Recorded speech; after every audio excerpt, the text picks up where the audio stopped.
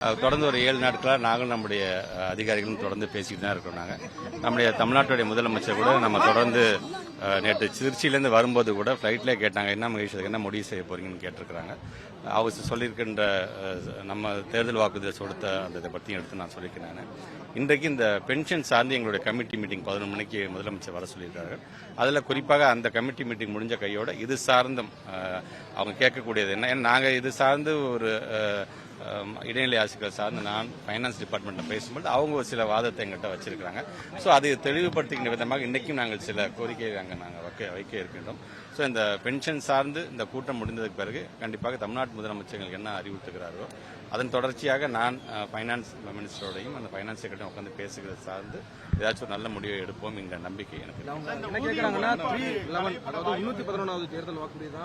ஆமாம், அதான் சொன்னேன், தேர்தல் வாக்குறுதி நான் கொடுத்ததான் அவங்க கேட்குறாங்க, புதுசாக எதுவும் கேட்கலன்னு தான் சொல்கிறேன் நான்.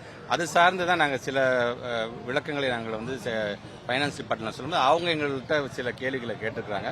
ஸோ அதற்கான அந்த விளக்க உரை இன்னைக்கு நாங்கள் வழங்க இருக்கின்றோம். அது சார்ந்து அவங்க என்ன முடிவு பண்ணுறாங்களோ அதுக்கு ஒரு நல்ல முடிவு.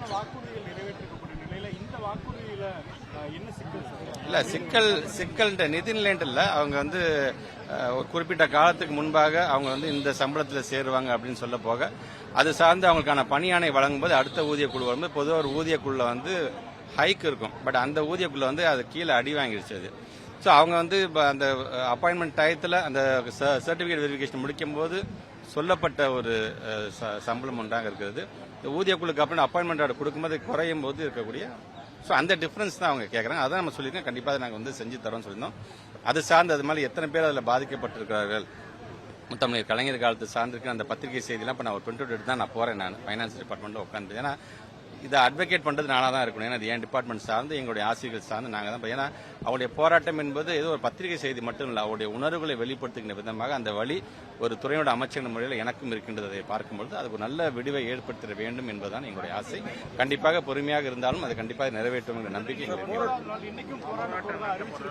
தொடர்ந்து பேசிட்டு தான் இருக்கோம். நாங்கள் அவங்க எங்கள் சைட்லேருந்து சில சங்கத்தின் மூலமாகவும் போராட்டம் நடத்தக்கூடிய நாங்கள் பேசிட்டு தான் இருக்கோம். நாங்கள் ஸோ அவங்க ஒரு கட்டத்தில் நிற்கிறாங்க, நாங்கள் ஒரு கட்டத்தில் இருக்கோம். அதை பேசி ஏதோ வயா மீடியாவை முடிக்க வேண்டும் என்பதுதான் ஆசை. அது கண்டிப்பாக அதை முடிப்போம் என்ற நம்பிக்கை எங்களுக்கு.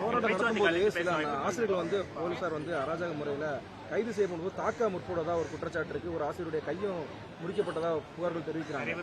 இல்லை, நான் என்னை பொறுத்த வரைக்கும் இது அவருடைய உணர்வுகளை வெளிப்படுத்துகின்ற விதமாகத்தான். இது ஒரு ஆர்ப்பாட்டமோ அது போராட்டமோ அது அந்த மாதிரிலாம் நான் பார்க்கறதை தவிர்த்து இது அவங்களுடைய உணர்வுகளை வெளிப்படுத்துகின்ற விதமாகத்தான் இது இருக்கின்றது. அது சார்ந்து, ஏன்னா எல்லாருமே படித்த ஆசிரியர்கள் தான். ஸோ அவங்களுக்கும் தெரியும் எந்த லிமிட் வரைக்கும் நம்ம போராட்டம் பண்ணணும், எந்த லிமிட்டை நம்ம தாண்டக்கூடாது, நம்முடைய உணர்வுகளை எப்படி நம்ம வெளிப்படுத்த வேண்டும்.